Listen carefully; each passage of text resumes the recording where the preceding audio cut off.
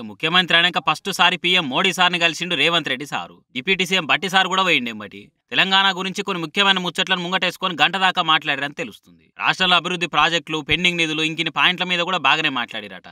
ఇక భేటీ అయిపోయినాక బయటకు వచ్చి బట్టి సార్ అన్నీ చెప్పుకొచ్చిండు. ఇట్లా బయ్యారం స్టీల్ ప్లాంటు, కాజిపేటలో రైల్వే కోచ్ ఫ్యాక్టరీ, అట్లనే ఐటీఐఆర్ ప్రాజెక్టు, పాలమూరు రంగారెడ్డి ప్రాజెక్టుకు జాతీయ హోదా, హైదరాబాద్కు ఓ ఐఐఎం, ఓ సైనిక్ స్కూలు, ఇవే కాకుండా విభజన చట్టం కింద రాష్ట్రానికి రావాల్సిన నిధుల గురించి కూడా అడిగినామని చెప్పిండు. ఉక్కు కర్మాగారానికి సంబంధించినటువంటి స్టీల్ ప్లాంట్ ని, అట్లాగే కాజీపేటలో రైల్వే కోచ్ ఫ్యాక్టరీ, ఐటీఐఆర్ కి సంబంధించినటువంటి ప్రాజెక్ట్ ని, పాలమూరు రంగారెడ్డిని కూడా ఆనాటి బైఫర్కేషన్ యాక్ట్ లో తెలంగాణ రాష్ట్రానికి ఒక జాతీయ ప్రాజెక్ట్ ఇస్తా అని చెప్పారు.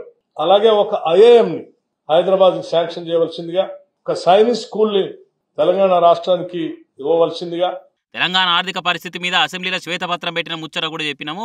మాకు సెంట్రల్ నుంచి ఏమేమి రావాలనో, ఎన్ని బకాయిలు ఉన్నాయో రాతపూర్వకంగా లెక్కలతో సహా అన్ని ఇచ్చినామని చెప్పిండు. మరి మొత్తం విన్నాక మోడీ సార్ ఏం చెప్పిండని అడిగితే అన్ని మంచిగానే పాజిటివ్గానే స్పందించిండు. కేంద్రం రాష్ట్రానికి ఏమేమి సాయం చేయాలనో అవన్నీ చేస్తాము, తెలంగాణకు అందిస్తామని చెప్పిండట.